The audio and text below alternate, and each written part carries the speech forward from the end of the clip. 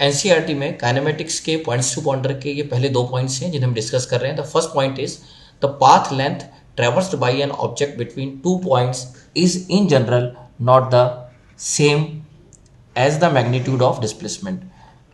तो आप ये देखिए, अगर पार्टिकल अपना मोशन ए से स्टार्ट करता है और वो बी तक ट्रैवल करता है, मान लीजिए उसकी ट्रैवलिंग इस कर्व पाथ के अलोंग होती है, तो अगर हम कर्व पाथ की लेंथ मेजर करेंगे तो हमें डिस्टेंस मिलेगा। The displacement depends only on the end points, और डिस्प्लेसमेंट डिपेंड करता है एंड पॉइंट्स पर। तो डिस्प्लेसमेंट के लिए हमें ए से और बी के बीच का जो लीनियर सेपरेशन है ये मेजर करना पड़ेगा, और इस लीनियर सेपरेशन की अगर हम वैल्यू लेंगे तो ये हमें डिस्प्लेसमेंट प्रोवाइड करेगा। और अगर हमें डायरेक्शन भी चाहिए तो हम डायरेक्शन के लिए एरो लगा सकते हैं इनिशियल पॉइंट से फाइनल पॉइंट के बीच में, तो हमें डिस्प्लेसमेंट का डायरेक्शन भी मिल जाएगा। अब जैसा यहाँ कहा गया है उसके अकॉर्डिंग अगर आप देखें तो ऑब्वियस सी बात है कि डिस्प्लेसमेंट का जो मैग्नीट्यूड आ रहा है वो डिस्टेंस के इक्वल नहीं है। अगर पार्टिकल स्ट्रेट लाइन मोशन करता है एंड ड्यूरिंग द मोशन अपना डायरेक्शन चेंज नहीं करे, यानी पार्टिकल अगर ट्रैवलिंग ए से करता है और बी तक ट्रैवलिंग करे और ड्यूरिंग द मोशन उसका डायरेक्शन अगर चेंज नहीं होता है, तो हम ये बोल सकते हैं कि जितना डिस्प्लेसमेंट का मैग्नीट्यूड होगा एग्जैक्टली वही डिस्टेंस के बराबर होगा। और इसी का रिजल्ट जो हमने सेकंड पॉइंट में बोला है, इन view of point 1 above, the average speed of an object is greater than or equal to the magnitude of the average velocity over a given interval. The two are the equal only if the path length is equal to the magnitude of displacement. तो जैसा कि हम यहाँ बोलें कि यहाँ पर अगर डिस्प्लेसमेंट का मैग्नीट्यूड डिस्टेंस के बराबर है तो जो एवरेज वेलोसिटी का मैग्नीट्यूड आएगा वो मैग्नीट्यूड एग्जैक्टली एवरेज स्पीड के इक्वल होगा। और अगर यहाँ तीसरी कंडीशन में हम देखें तो पार्टिकल ने जब ट्रैवल किया है ए से बी तक और उसके बाद उसने बी से लौट के वापस सी तक ट्रैवल किया है, और अगर हम ए से सी के बीच की स्टडी करेंगे तो डेफिनेटली यहाँ पर डायरेक्शन ऑफ मोशन चेंज हो गया है, तो यहाँ डिस्प्लेसमेंट की वैल्यू कम आएगी और डिस्टेंस की वैल्यू ज़्यादा आएगी। और इसी का रिजल्ट ये होगा कि एवरेज वेलोसिटी का मैग्नीट्यूड कम रहेगा और एवरेज स्पीड की वैल्यू ज़्यादा रहेगी। तो फाइनली हम ये कंक्लूड कर सकते हैं कि if A particle is moving in one dimensional or it is particle is moving along a straight line and if it does not changes its direction of motion, then the magnitude of displacement will be exactly equal to the distance, and if the particle is changing its direction of motion, then the value of displacement will be less than the value of distance. अब distance और displacement के इसी concept को अगर हम थोड़ा सा और समझने के लिए एक सिंपल सा एग्जांपल लें, मान लीजिए हमें पोजीशन गिवन है and position is function of time, और इसके लिए हम एक एग्जांपल इमेजिन कर लेते हैं कि अगर हमें x दिया हुआ है x is equal to 2 plus 4t minus t square metre, और क्वेश्चन में आपसे ये कहा जाता है कि आप डिस्प्लेसमेंट कैलकुलेट करें, डिस्टेंस कैलकुलेट करें, एवरेज वेलोसिटी कैलकुलेट करें और एवरेज स्पीड कैलकुलेट करें, और इनकी कैलकुलेशन के लिए आपको कोई टाइम इंटरवल दिया जाता है for any given time interval, for any given time interval.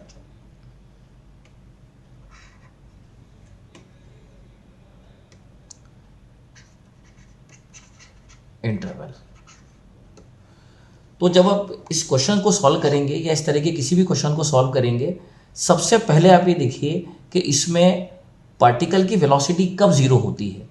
तो अगर हम यहाँ पर x का डिफ्रेंशिएशन करें टाइम के रेस्पेक्ट में, तो dx by D t will be is equal to 4 minus 2t and that is equal to 0 and that implies t is equal to 2 seconds.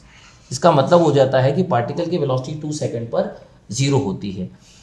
सो अब हम यहाँ पर ये एनालाइज करें for time interval less equal to 2 seconds.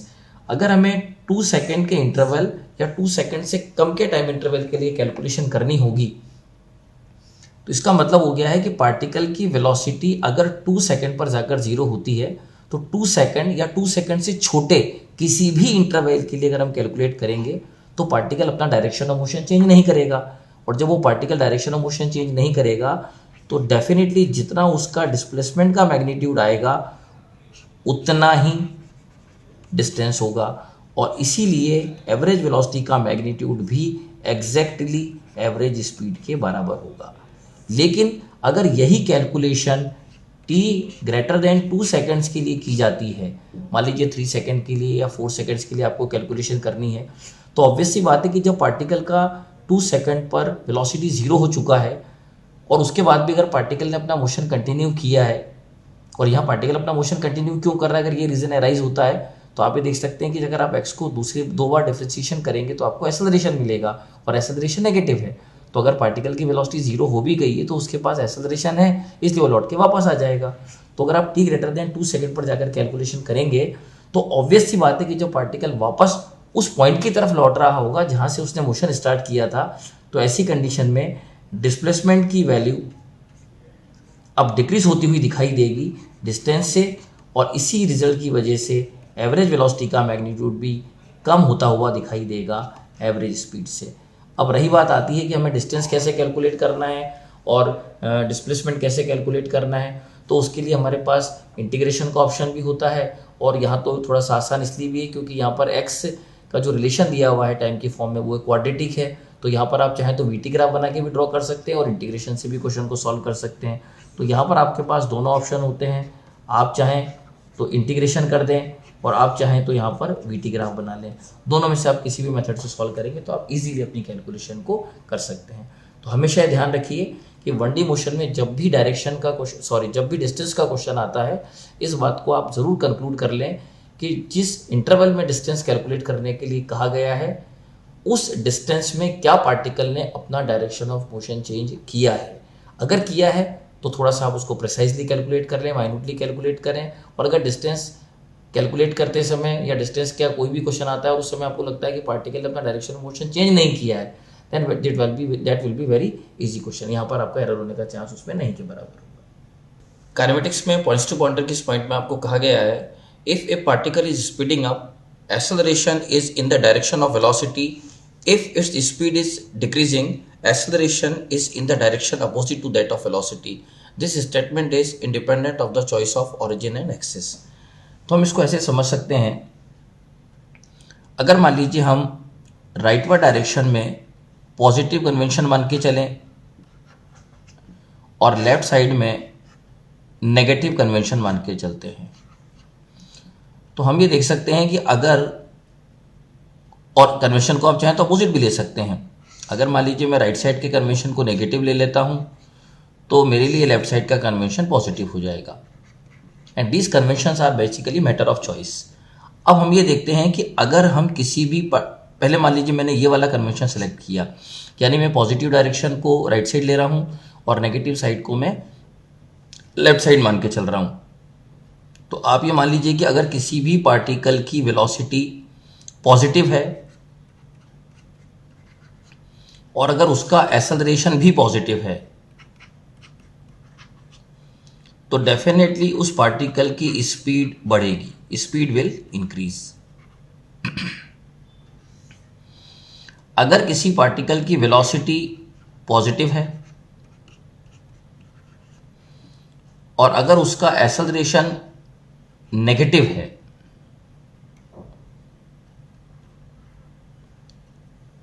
हम ये मान लेते हैं उसका एक्सेलरेशन नेगेटिव है,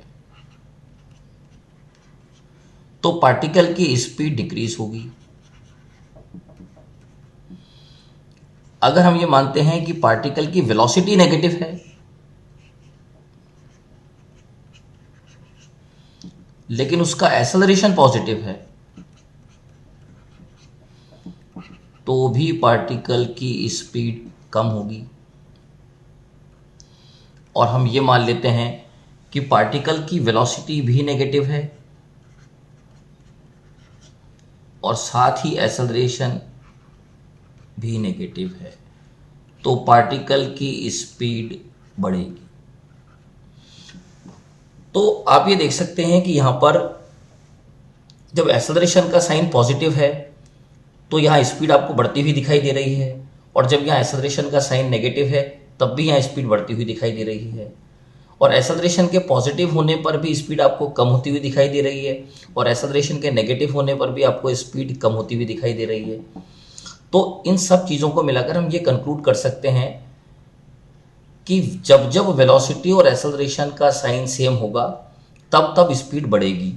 अब वो साइन पॉजिटिव होता है या नेगेटिव होता है इससे कोई फर्क नहीं पड़ता है। इंपॉर्टेंट बात यह है कि whenever the sign of velocity and acceleration will be same, whenever the sign of velocity and acceleration will be same, speed will increase.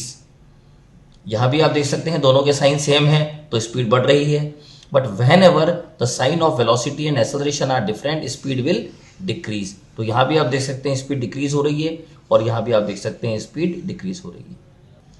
Next point जो हम डिस्कस कर रहे हैं, the origin and the positive direction of an axis are a matter of choice.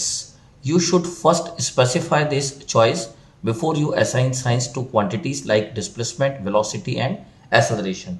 तो हम ये मान लेते हैं, जो हमारा कंसिडरेशन है कि हम अपवर्ड साइन कन्वेंशन जो ले रहे हैं उसको हम पॉजिटिव डील कर रहे हैं और जो डाउनवर्ड ले रहे हैं इसको हम नेगेटिव ले रहे हैं। तो ये हमारे साइन कन्वेंशन हो गए। अपवर्ड साइन कन्वेंशन को हमने पॉजिटिव लिया है और डाउनवर्ड जो हमारा है उसको हमने नेगेटिव कंसीडर किया है। अब हमारे पास जो पैरामीटर्स हैं डिस्प्लेसमेंट, वेलोसिटी और एक्सेलरेशन, तो इनके साइंस हम कैसे डिसाइड करते हैं? तो ये ध्यान रखिए, the sign of displacement is always decided by the position of particle, by the position of particle, while the sign of velocity is decided by direction of motion of particle,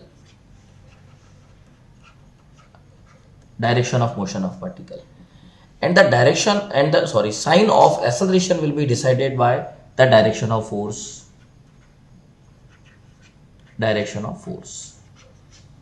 तो हम ये conclude कर सकते हैं कि displacement का जो हमारा साइन होगा वो पार्टिकल की पोजीशन से डिसाइड होगा, वेलोसिटी का जो साइन होगा वो डायरेक्शन ऑफ मोशन से डिसाइड होगा और जो एक्सेलरेशन का साइन होगा वो डायरेक्शन ऑफ फोर्स से डिसाइड होगा।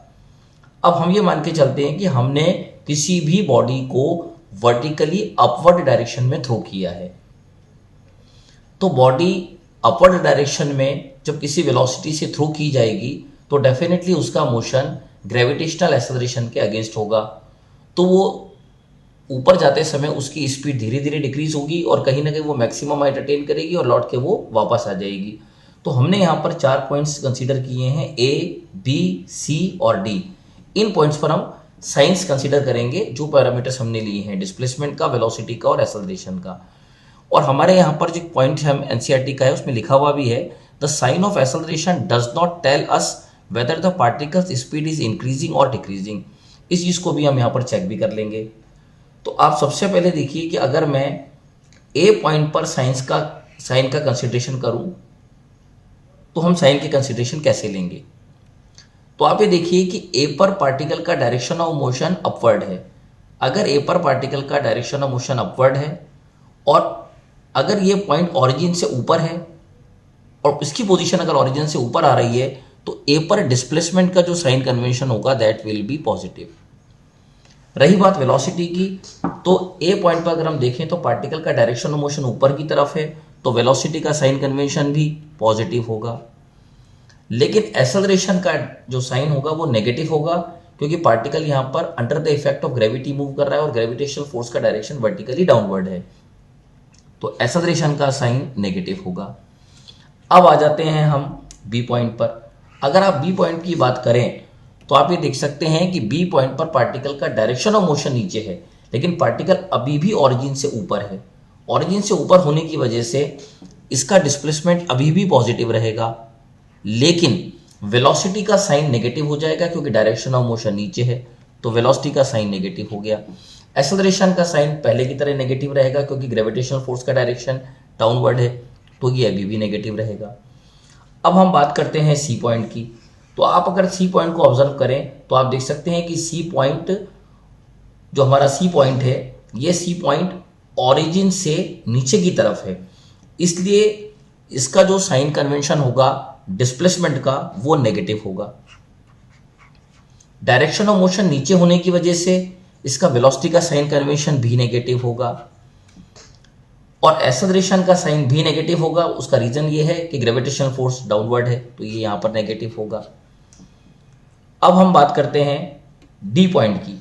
आप देख सकते हैं डी पॉइंट पर बॉडी सरफेस से कोलाइड होने के बाद ऊपर की तरफ जा रही है, तो उसका डायरेक्शन ऑफ मोशन ऊपर की तरफ हो गया है। तो अगर आप डी पॉइंट पर देखें डिस्प्लेसमेंट के लिए, तो ये डी पॉइंट ओरिजिन से नीचे है, इसलिए इसका डिस्प्लेसमेंट का साइन कन्वेंशन तो नेगेटिव होगा। बॉडी ऊपर की तरफ मूव कर रही है तो वेलोसिटी का साइन कन्वेंशन पॉजिटिव होगा। और एक्सेलरेशन जैसे हमने पहले तीनों कंडीशंस में देखा है, ग्रेविटेशनल फोर्स अभी भी नीचे ही है, तो एक्सेलरेशन का जो साइन कन्वेंशन होगा वो नेगेटिव होगा। तो अगर हम इस पूरे आर्टिकल को ध्यान से समझें तो आप ये देख सकते हैं कि एक्सेलरेशन का साइन इन चारों कंडीशंस में नेगेटिव है।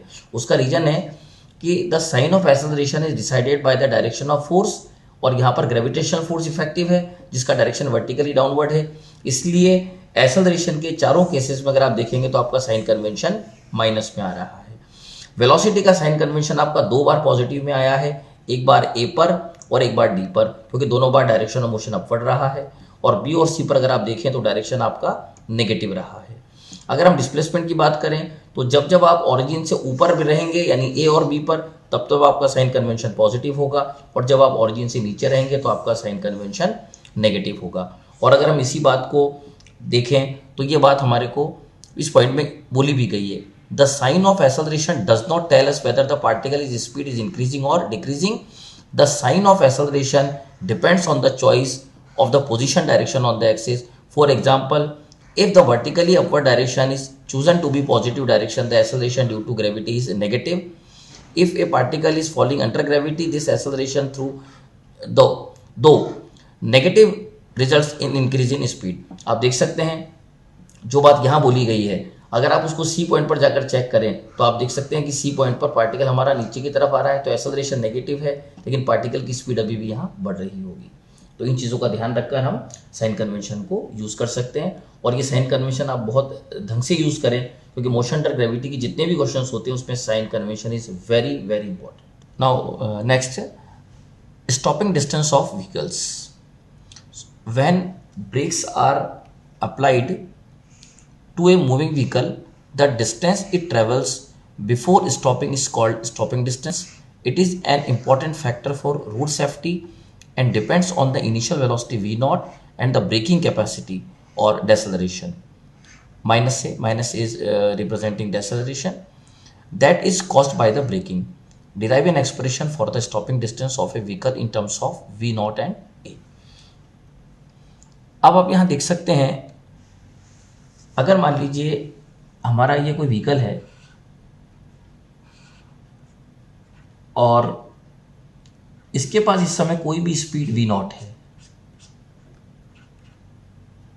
कोई भी स्पीड इसके पास v0 है।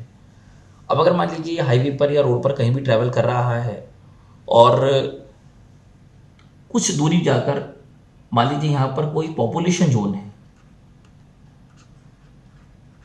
That is population zone. अब अगर यहाँ पॉपुलेशन जोन है तो यहाँ पर हमारे पास जो सेफ्टी फीचर हमें रखना होता है वो ये है कि हमारे व्हीकल की स्पीड इस पॉपुलेशन जोन में एक लिमिटेड स्पीड से ज़्यादा नहीं होनी चाहिए, वरना यहाँ पर एक थ्रेटन टू लाइफ होता है, कोई भी एक्सीडेंट हो सकता है, किसी की जान का नुकसान हो सकता है। तो उस चीज़ को कंट्रोल करने के लिए, ऐसा ना हो उससे बचने के लिए ही हम ये स्टॉपिंग जो डिस्टेंस ऑफ व्हीकल्स है इसका कॉन्सेप्ट समझते हैं। अब आप ये समझ लीजिए कि अगर इस व्हीकल की स्पीड यहाँ पर v0 है और अगर ये डिस्टेंस d है, तो आप देख सकते हैं कि यहाँ हमने जो डिस्टेंस d कंसीडर की है उस d डिस्टेंस के बाद जाकर ये व्हीकल रुक जाएगा। तो d डिस्टेंस ट्रेवल करने के बाद हमने वेलोसिटी को कितना ले लिया है 0, और इससे हमारा स्टॉपिंग डिस्टेंस कितना आ गया है d is equal to minus v0 square by 2a0। Basically यहाँ पर हमने थर्ड इक्वेशन यूज़ किया है, तो हमारी फाइनल वेलोसिटी 0 हो जाएगी और हमारे पास जो यहाँ डिस्प्लेसमेंट है वो d आ जाएगा। ए की जगह हम साइन कन्वेंशन माइनस में ले लेंगे तो हमारे पास यहाँ पर stopping distance minus v square by 2 आ जाता है। और आप देख सकते हैं यहाँ पर stopping distance is proportion to the square of initial velocity. Square of initial velocity का मतलब यहाँ पर आप देख सकते हैं वी नॉट का यहाँ स्क्वायर है। Doubling the initial velocity increases the stopping distance. अगर यहाँ पर वेलोसिटी इनिशियल वेलोसिटी डबल हो जाती है तो स्टॉपिंग डिस्टेंस 4 टाइम्स हो जाएगा। और अगर हम थोड़ी सी डाटा यहाँ देखें एनसीईआरटी के अंदर, तो for the car of a particular make the braking distance was found to be 10 meter, 20 meter, 34 meter and 50 meter corresponding to the velocities of 11, 15, 20 and 25 metre पर second which are nearly consistent with the above formula। और मैंने आपको बता ही दिया है कि stopping distance का हमारा प्रैक्टिकल लाइफ में क्या यूज़ होता है। अब इसी चीज़ को समझने के लिए अगर हम एक बात और देखें, what is reaction time. Reaction time भी इस एक तरह से स्टॉपिंग डिस्टेंस के साथ एसोसिएट होता है। तो रिएक्शन टाइम को अगर हम समझें, so when a situation demands our immediate action it takes some time before we really respond. Reaction time is the time a person takes to observe, think and act. For example, if a person is driving and suddenly a boy appears on the road, then the time elapsed before he slams the brakes of the car, that is the reaction time, and reaction time depends on the complexity of the situation and on individual. अब इसी चीज़ को अगर हम पहले वाली चीज़ से जोड़ें, अगर हम इस चीज़ से इसको जोड़कर देखें, तो आप ये देखिए कि अगर मान लीजिए यहाँ पर हमारा पॉपुलेशन जोन है और हम ये चाहते हैं कि इस पॉपुलेशन जोन के अंदर हमारा व्हीकल एक लिमिटेड स्पीड से ट्रेवल करे, लिमिटेड स्पीड से ट्रेवल करे। अब अगर मान लीजिए हमारे पास स्टॉपिंग डिस्टेंस जो भी हमने देखा है वो स्टॉपिंग डिस्टेंस डी है, तो मान लीजिए ये स्टॉपिंग डिस्टेंस डी है, that is stopping distance D. अब अगर मान लीजिए कोई भी व्हीकल इस समय यहां है और इस समय इस व्हीकल की स्पीड अगर v नॉट है, अगर हम लैंडमार्क यहीं लगा दें जो हमारा स्पीड कंट्रोल का है, तो यहां पर अगर हम साइन बोर्ड लगा दें और ये साइन बोर्ड यहां लगा दें और इस साइन बोर्ड पर हम ये मेंशन कर दें कि driving speed is v not या v डैश, कोई भी हम स्पीड कर देते हैं, यहाँ पर driving speed is v dash. तो आप ये देख सकते हैं कि अगर हम यहाँ ड्राइविंग स्पीड को v डैश कर देंगे और अगर हम यहीं पर साइन बोर्ड लगा देंगे और हम ये चाहते हैं कि पॉपुलेशन जोन से पहले व्हीकल कोई भी लिमिटेड स्पीड एक्वायर कर ले, तो आप ये देख सकते हैं कि अगर वो यहाँ स्टॉपिंग डिस्टेंस से और इसके बीच का जो यहाँ पर गैप है, अगर ड्राइवर का रिएक्शन टाइम इतना है कि वो उस रिएक्शन टाइम में इस पॉइंट पर जाकर अपनी स्पीड कंट्रोल कर ले, तो भी वो पॉपुलेशन जोन में पहुंचने के पहले लिमिटेड स्पीड एक्वायर कर लेगा और जो एक्सीडेंट होने की पॉसिबिलिटी है वो पॉसिबिलिटी आपकी कैंसिल आउट हो जाएगी। तो रिएक्शन टाइम और स्टॉपिंग डिस्टेंस एक दूसरे से जुड़े हुए हैं। रिएक्शन टाइम जितना कम होगा उतना ही इफेक्टिव होगा, क्योंकि अगर आप डिसीजन लेकर और उसको जल्दी से जल्दी एग्जीक्यूट कर देंगे तो हम जितनी स्टॉपिंग डिस्टेंस है हो सकता है उससे पहले ही हम व्हीकल को रोक पाए। यहाँ पर हमने 3 x और t के बीच में कर्व कंसीडर किए हैं and we know that the slope of xt curve provides us velocity, यानी xt कर्व का अगर हम स्लोप लेंगे तो हमें वेलोसिटी मिलेगी। अगर हम पहले कर्व में देखें तो आप ये देख सकते हैं a और b, अगर इन दोनों ऑब्जेक्ट्स की हम बात करें तो इन दोनों ऑब्जेक्ट्स के लिए x और t के बीच में जो कर्व ड्रॉ किए गए हैं, इन दोनों कर्व्स का स्लोप सेम है। अगर दोनों का स्लोप सेम है तो ये कन्फर्म है कि इनकी वेलोसिटी सेम होगी। इसीलिए हमने बोला है a और b के लिए xt कर्व का स्लोप सेम है, तो अगर थीटा और फाई सेम है तो tan theta will be equal to tan phi and velocities are same. अब अगर वेलोसिटीज इनकी सेम होगी तो इनके बीच में जो इनिशियल रिलेटिव सेपरेशन होगा वो उतना ही मेंटेन रहेगा। तो अगर आप यहाँ देखें तो आप देख सकते हैं a की इनिशियल पोजीशन 10 मीटर पर है जबकि b की इनिशियल पोजीशन 20 मीटर पर है। तो अगर हम दोनों का इनिशियल रिलेटिव सेपरेशन देखें तो ये रिलेटिव सेपरेशन इनिशियली 10 मीटर है, तो ये 10 मीटर सेपरेशन जो इनिशियल है वो फाइनली भी बना रहेगा। अब अगर हम दूसरे कर्व में देखें तो आप देख सकते हैं दूसरे कर्व में a के लिए अगर हम स्लोप देखें तो दैट इज tan थीटा, और अगर हम यहाँ इसका tan थीटा कैलकुलेट करें तो tan theta will be equal to perpendicular by base. तो तो अगर हम ए की बात करें तो ए के लिए आप देखेंगे तो परपेंडिकुलर हमारा 70 माइनस 10 और बेस आपका 3 माइनस 0, तो 70 माइनस 10 डिवाइडेड बाई 3 20 मीटर पर सेकेंड। तो इससे हमारे पास ए की वेलोसिटी आ जाती है 20 मीटर पर सेकेंड। अगर हम बी की वेलोसिटी की बात करें और इस कर्व का स्लोप देखें तो यहाँ आप देख सकते हैं tan phi is equal to perpendicular by base, और यहाँ परपेंडिकुलर होगा 70 minus 40 divided by base is 3 minus 0, और वेलोसिटी बी की आ जाती है 10 मीटर पर सेकेंड। तो यहाँ बी की वेलोसिटी आपको मिल गई है 10 मीटर पर सेकेंड। तो आप देख सकते हैं ए की वेलोसिटी 20 मीटर पर सेकेंड और बी की वेलोसिटी 10 मीटर पर सेकेंड।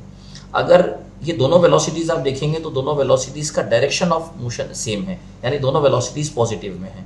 तो जब हम इनका रिलेटिव वेलोसिटी कैलकुलेट करेंगे तो सेपरेशन मिलेगा। अब अगर हम इन दोनों का रिलेटिव सेपरेशन देखें तो आप देख सकते हैं ए ने अपना मोशन स्टार्ट किया है इनिशियली 10 मीटर से और बी ने अपना मोशन इनिशियली स्टार्ट किया है 40 मीटर से। तो इन दोनों के बीच का इनिशियल रिलेटिव सेपरेशन है 30 मीटर। तो अगर हम यहाँ पर कैलकुलेट करना चाहें तो x relative is equal to v relative into t, relative separation is equal to relative velocity into time. तो relative separation 40 minus 10 that will be equal to 30 is equal to relative velocity, same direction में होने की वजह से velocity subtract हो जाएंगी। So 30 is equal to 10t and t is equal to 3 second.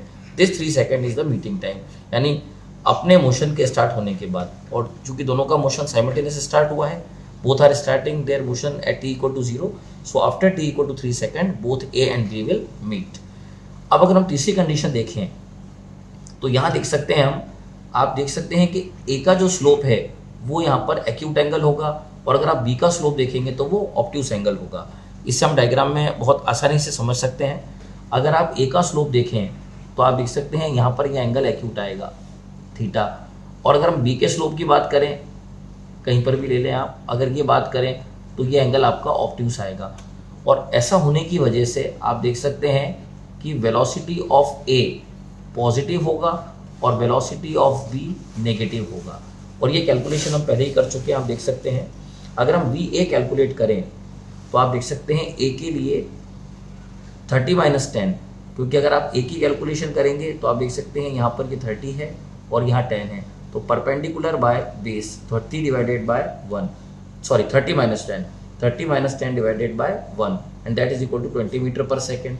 अगर हम बी की वेलोसिटी की बात करें तो बी के लिए आप देख सकते हैं x2 माइनस x1, तो अगर हम यहाँ से स्लोप देखें तो ये आ जाएगा final minus initial 0 minus 40 divided by time interval 4 and that is equal to minus 10 meter पर सेकेंड। तो अब समझ सकते हैं कि ए की वेलोसिटी पॉजिटिव है और बी की वेलोसिटी नेगेटिव है। अब अगर इनका रिलेटिव सेपरेशन देखें तो आप देख सकते हैं ए ने अपना मोशन स्टार्ट किया था 10 मीटर से, जबकि बी ने अपना मोशन स्टार्ट किया है 40 मीटर से, तो इनका रिलेटिव सेपरेशन है 30। So this relative separation 30 is equal to, और यहाँ पर वेलोसिटी का डायरेक्शन अपोजिट होने की वजह से रिलेटिव वेलोसिटी ऐड होकर आएगी। So 30 equal to 30t and t equal to 1 second, तो ये 1 सेकेंड के बाद मिल जाएंगे।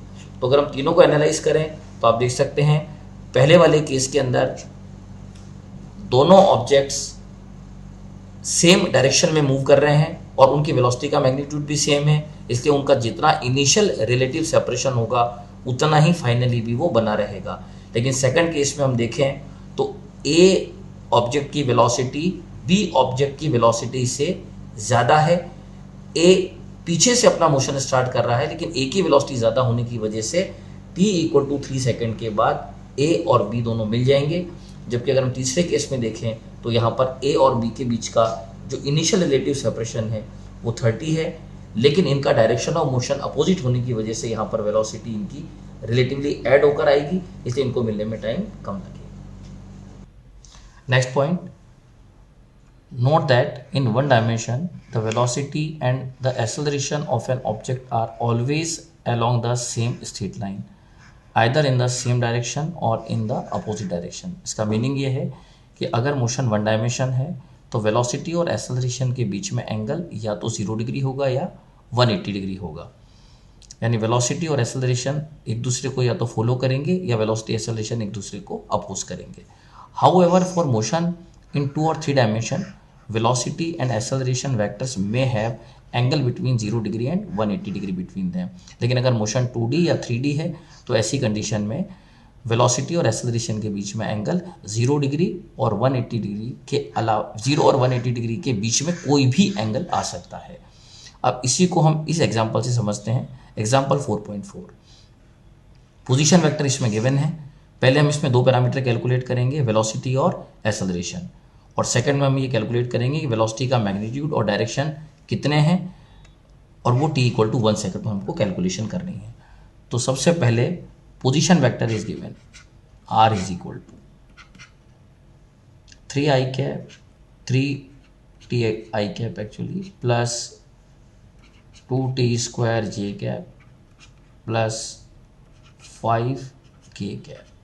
अगर हम इसको डिफ्रेंशिएट करें टाइम के रेस्पेक्ट में तो dr by D T is equal to 3i cap plus 4tj cap metre पर second, that is equal to velocity.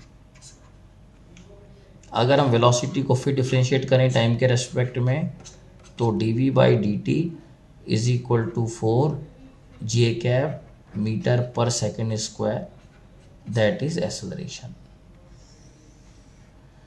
ये हमारा इसमें ए पार्ट कैलकुलेट हो गया है। वेलोसिटी हमको मिली है 3i cap plus 4tj cap और एक्सेलरेशन मिला है 4j जो कि कांस्टेंट है। अब हम कैलकुलेशन करते हैं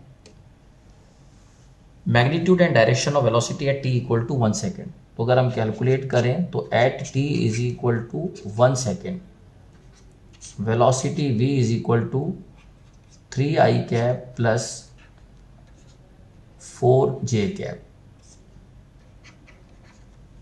मीटर पर सेकेंड।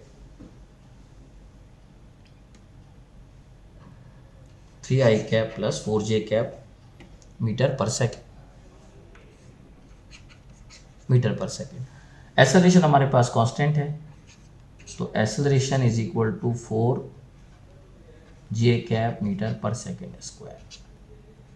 अगर आप वेलोसिटी का मैग्नीट्यूड लेंगे तो वेलोसिटी का magnitude v modulus is equal to under root of coefficient of i का square 3 square plus coefficient of j square 4 square, that is equal to 5 meter पर सेकेंड। अब जो चीज़ हमने पहले यहाँ बोली थी, अब हम उसको समझने की कोशिश करते हैं कि यहाँ पर वेलोसिटी और एक्सेलरेशन वेक्टर के बीच में एंगल कितना आता है। तो अगर हम वेलोसिटी वेक्टर और एक्सेलरेशन वेक्टर के बीच में एंगल कैलकुलेट करें तो अगर हम डायग्रामेटिकली इसको ड्रॉ करना चाहें तो मान लीजिए that is Y axis and that is X axis and Y axis. अगर हम यहाँ पर वेलोसिटी वेक्टर ड्रॉ करें तो velocity vector is equal to 3i plus 4j, so that is 3i and that is 4j, और vector addition से 3i plus 4j that will be equal to velocity vector v, और ये angle हम theta मान लेते हैं। तो अगर हम यहाँ से कैलकुलेट करें डायग्राम से तो this tan theta will be equal to 4/3 and that implies theta is equal to 53 degree. तो वेलोसिटी वेक्टर एक्स एक्सिस के साथ 53 डिग्री एंगल पर इंक्लाइंड है। अब अगर हम यहाँ वेलोसिटी और एक्सेलरेशन वेक्टर की बात करें तो आप देख सकते हैं कि अगर मैं इस एंगल को फाई एज्यूम कर लूँ और वेलोसिटी वेक्टर के अलावा अगर मैं एक्सेलरेशन वेक्टर को यहाँ पर ड्रॉ करूँ तो एक्सेलरेशन वेक्टर 4j है, so that is acceleration vector. अगर हम वेलोसिटी वेक्टर और एक्सेलरेशन वेक्टर के बीच में एंगल कैलकुलेट करें तो cos phi is equal to velocity vector dot acceleration vector modulus of v and modulus of a is equal to dot product ले लें तो 3i plus 4j dot 4j divided by magnitude v5 magnitude a 4।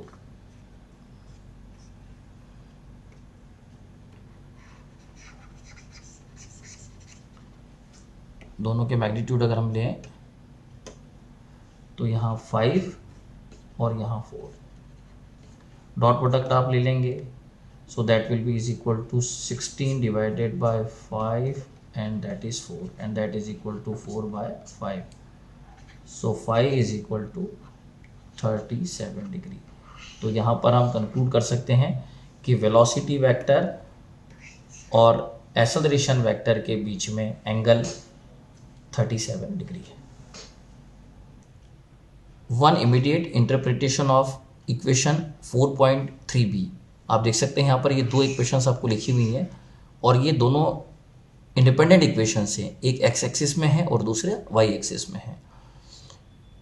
So one immediate interpretation of these equations is that the motion in x and y directions can be treated independently of each other. Means motion in a plane, means two-dimensional motion, can be treated as two separate simultaneous one-dimensional motions with constant acceleration along two perpendicular directions. This is an important result and it is useful in analyzing motion of objects in two dimensions. A similar result holds for these dimensions, for three dimensions actually. The choice of perpendicular directions is convenient in many physical situations, as we can see in projectile motion, which is explained in article 4.10 in NCERT.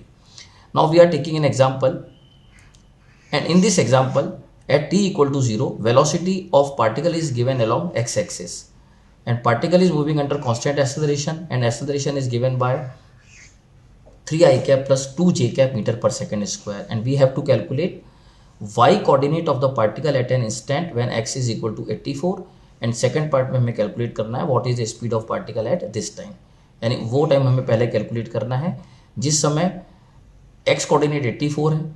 ठीक है, सबसे पहले आप ये देखिए इसके अंदर आपको वेलोसिटी आपको दी हुई है x डायरेक्शन में, so initial velocity u is equal to 5 i cap meter per second and acceleration is constant and which is given equal to 3 i cap plus 2 j cap meter per second square, 3 i cap plus 2 j cap meter per second square. Now x coordinate is given is 84 meter, so we can write down x is equal to uxt plus 1 by 2 ax t square. X is given at t4 is equal to ux, initial velocity along x axis is 5, so 5t plus 1 by 2, acceleration along x axis is 3, so 3 into t square.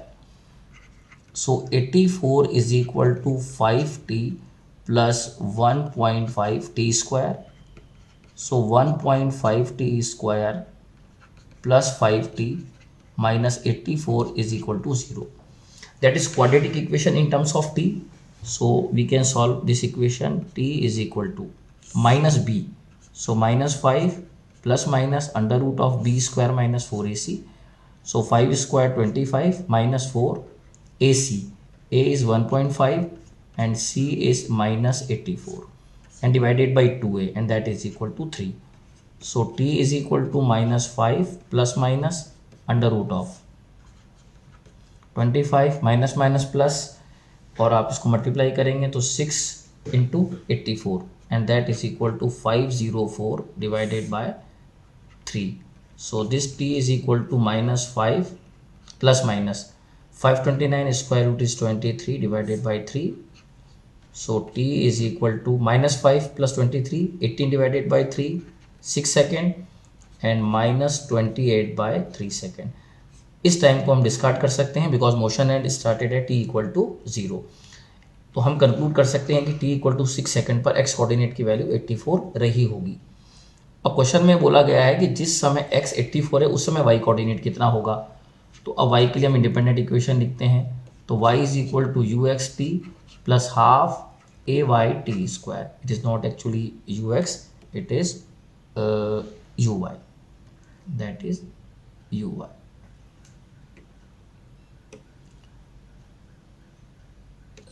That is uy.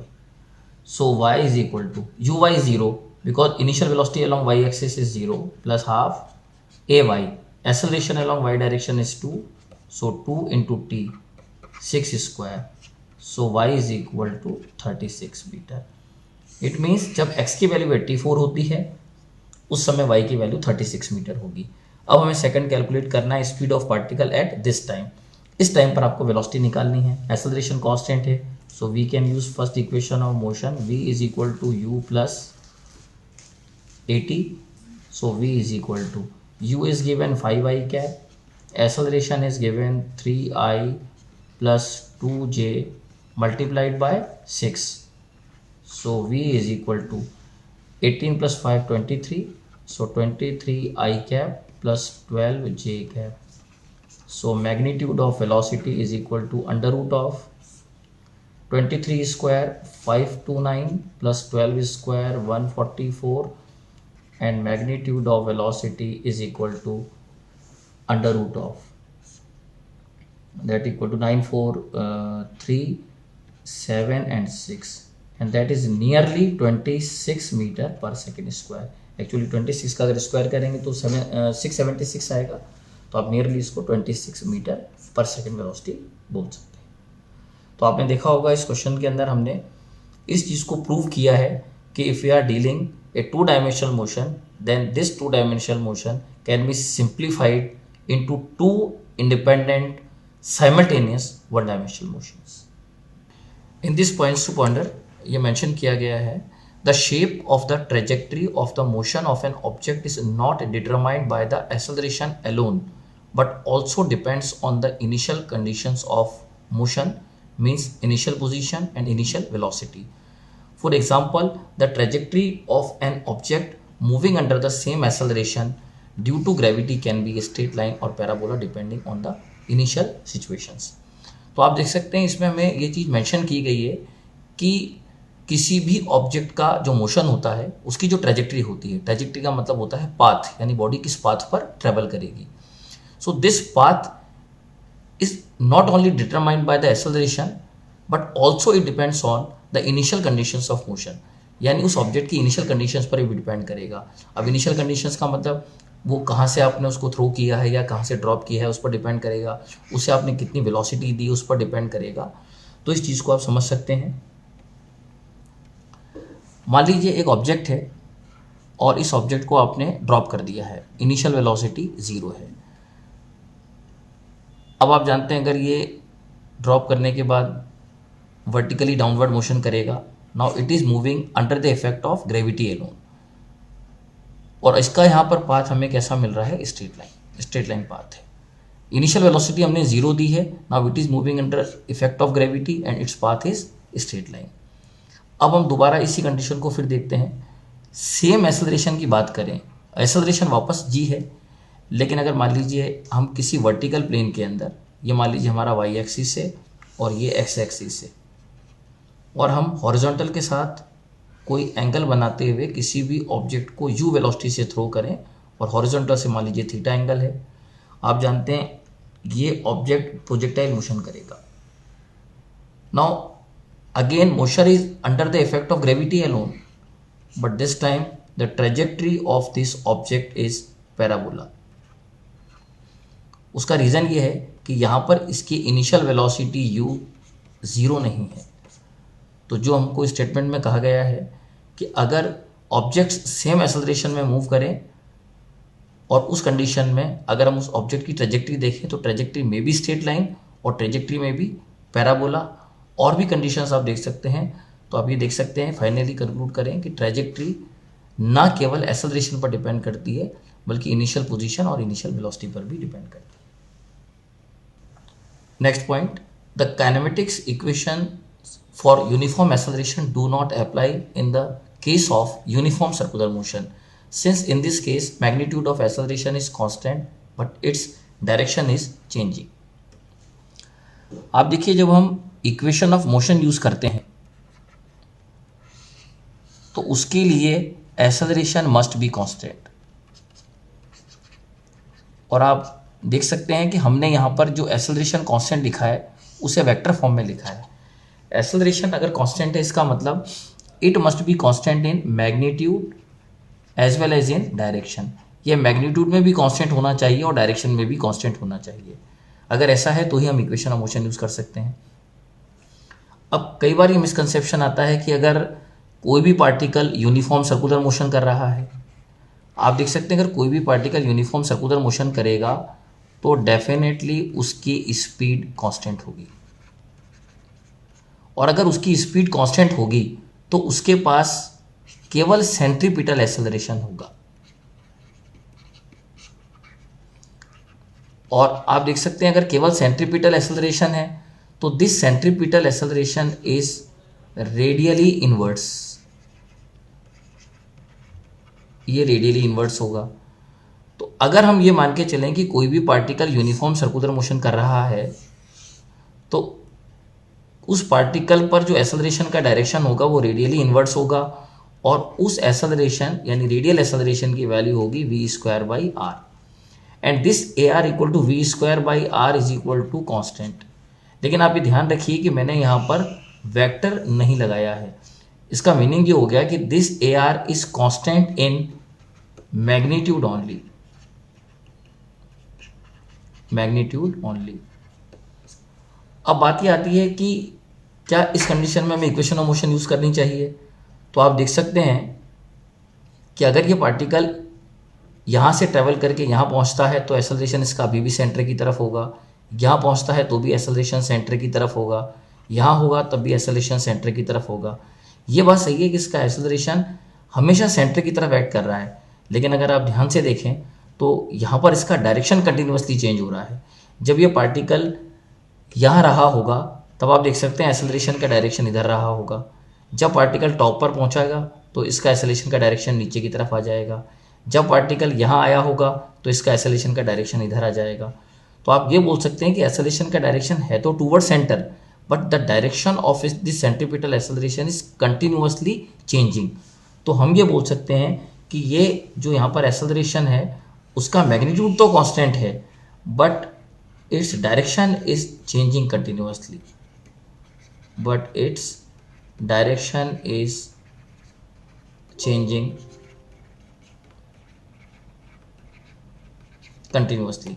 तो इस बात का ध्यान रखें कि अगर आप uniform circular motion के न्यूमेरिकल सॉल्व कर रहे हैं तो कभी भी ये डाउट नहीं रखें कि हमें इक्वेशन ऑफ मोशंस जो हम काइनेमेटिक्स में 1D मोशन में यूज़ करते हैं उनका एज इट इज़ यूज़ कर लें। उनको एज इट इज़ यूज़ करना पॉसिबल इसलिए नहीं है क्योंकि वहाँ यूज़ करने की कंडीशन एक्सेलरेशन मैग्नीट्यूड और डायरेक्शन दोनों में कांस्टेंट होना चाहिए, जबकि यूनिफॉर्म सर्कुलर मोशन में एक्सेलरेशन मैग्नीट्यूड में तो कांस्टेंट है लेकिन डायरेक्शन में लगातार उसका बदलाव आ रहा है, डायरेक्शन उसकी लगातार चेंज हो रही है।